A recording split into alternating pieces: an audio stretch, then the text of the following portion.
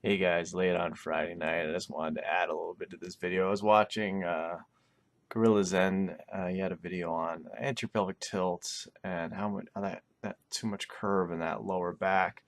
People will sit that way and they'll stand that way, and I just saw a lot of that this week. People, they're saying that they're tightening their abs, and I believe them, and they're saying they're trying really hard. The problem is when you've locked that and you're shoving your head back and your shoulders back and you're creating all that arching in your lower back, you're overstretching your abdominals, and it's very hard to shorten them once you're there. So you almost have to start like a crunch, get those abs shortened, hold them. That's why I say like, oh, your abs broke when you did that exercise. That's what I mean. You lost that shortening. It doesn't mean that you're not tightening them. And that same goes with posture. So you want to get them nice and short and then try to lengthen from there. And you'll notice that'll affect your pelvic tilt. So when you got way too much arch, your pelvis is going to be very tilted forward, and that's what we call anterior pelvic tilt. Too much curve in the lower back. The big issue there is those spinal erector muscles are very extremely tight on people, and they pull on your mid back, everything shifts up, and that creates a rounding, and most of you won't see that rounding. You look in the mirror, you're like, oh, my head and my shoulder are in line, and other people would say, yeah, you've got great posture. But as soon as I lay you down, I'll show there's an example here later on, somebody laying down, and when the hips are forced to be level with the shoulders and that tilt is reduced, you'll see that mid-back curvature. Okay? Alright, so really quick here.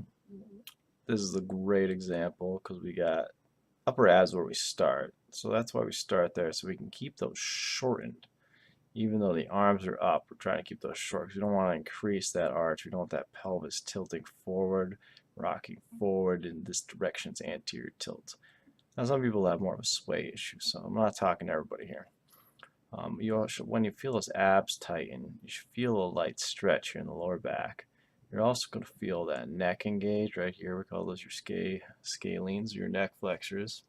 So when you tighten your abs, shorten them, and you lengthen, you're going to feel that neck working differently. Normally, most people are tight in the back of their necks. Those are your upper traps, and your levator scapula are very tight, so your shoulders get raised. So when we shove them back and we increase all that arching in our back, those aren't being stretched as well. They're actually kind of tilting our head back a little bit. So we're allowing the dominant muscles to take over. Gluteals need to be engaged because they're going to bring that butt from anterior and level. So there you see like a slight drop here. That's perfect. Everyone should have a slight anterior. That's normal. And you're also going to feel the shoulders engage. And I'm doing a certain exercise here. But let's look at the bad version because that'll help too. This is actually more sway back. Let me see what we got.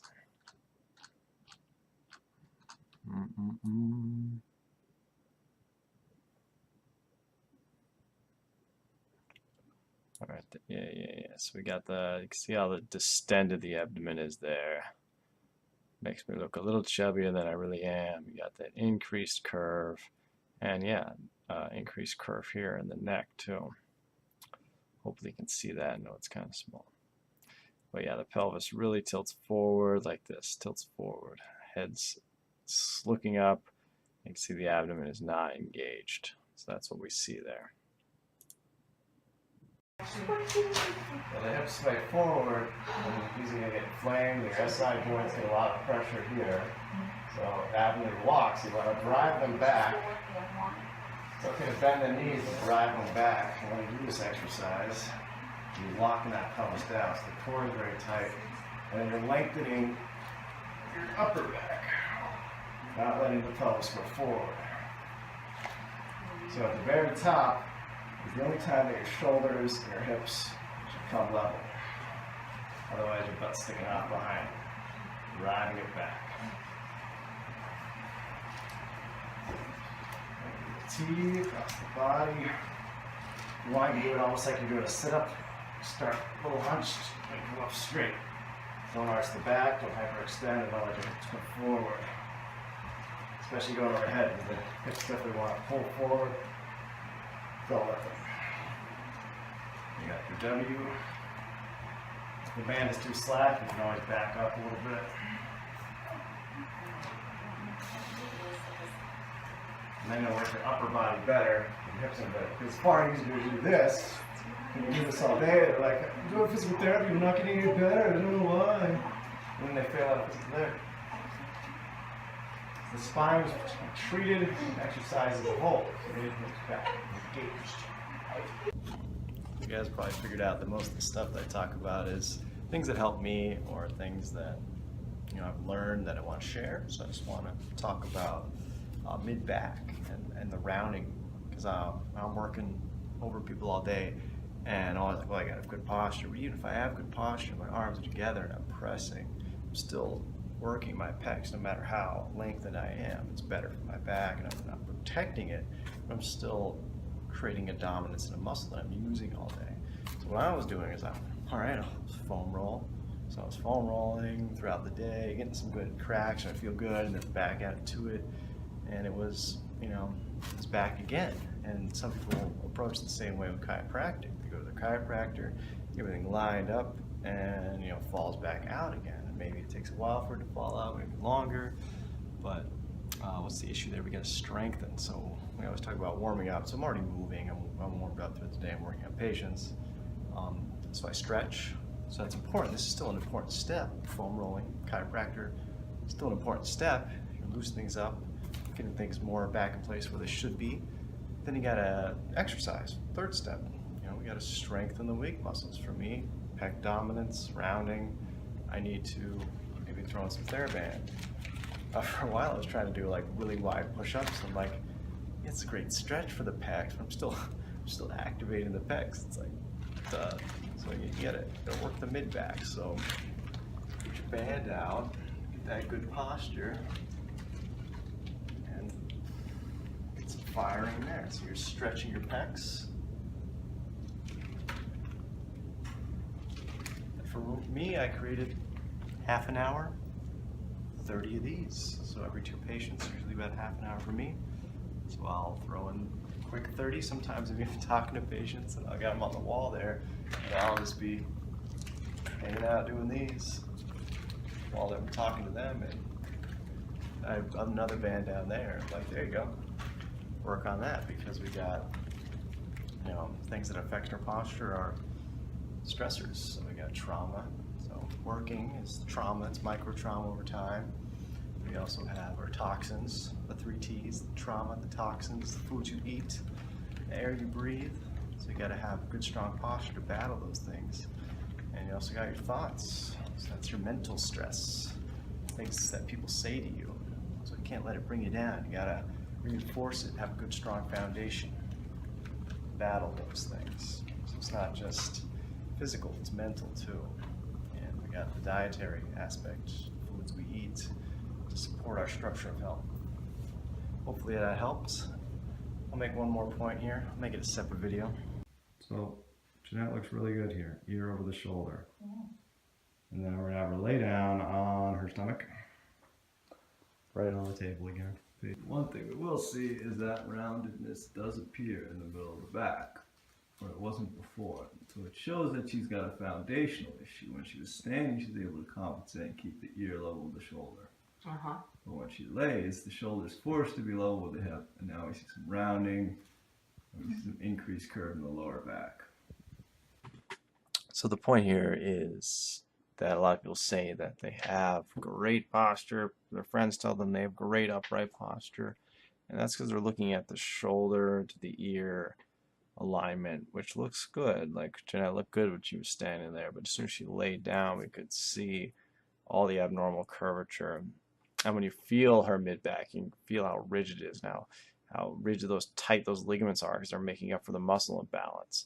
So what we need to do is start with the foundation. I always say our abdominals first. Get your hips back.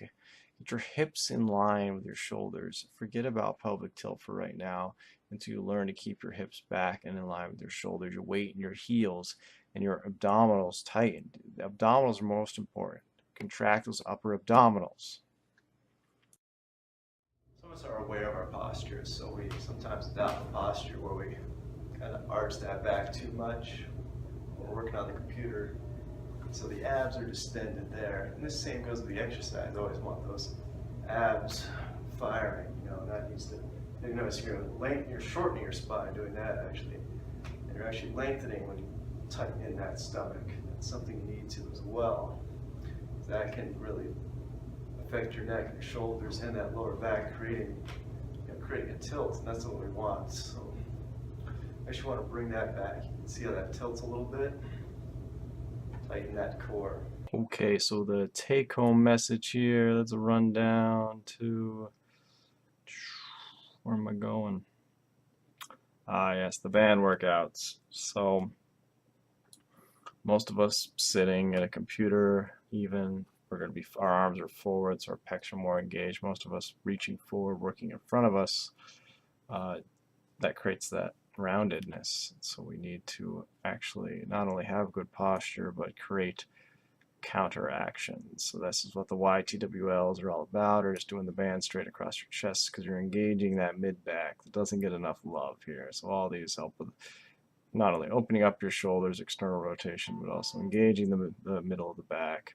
Just make sure you got good posture. Really try to not be too rounded in that abdominal region. Really shorten those muscles. That's the other take home. Because if you're not keeping those abs shortened and contracted, you're not doing yourself any favors, because instead of using your abdominals and your weak muscles, you're playing to your strengths, which are the lower back muscles. You'll feel those arching and contracting and getting shorter, and that should be the case. You should feel them stretching. Another thing is you'll see the shoulders rise, so those not scalings, the levator scapula over traps will tighten. They'll raise the shoulders up, so you want to be careful of that. Sometimes bringing your arms overhead actually forces the shoulder blades down, so the shoulders don't come up as much. And it's like almost the opposite of what you'd think. And you'll feel that stretch in your shoulders when you got it right. It should be very hard. If this feels very easy for you, you're probably not lengthening right or having your abdominals contracted right, and you're playing to your strengths, the muscles that are already strong. So there's very short, tight, strong, overworked muscles, and then there's long, lengthened, overstretched muscles that they're also overworked. They're trying to do their job, but they're trying to do it in a stretched position, so they get fatigued throughout the day, and that leads to the ligaments in the joints taking the damage, and that's arthritis. So definitely important to engage these. Your adjustments will last longer. You'll get out of pain. All right, hopefully that helped you guys. Another long video for you. You're welcome.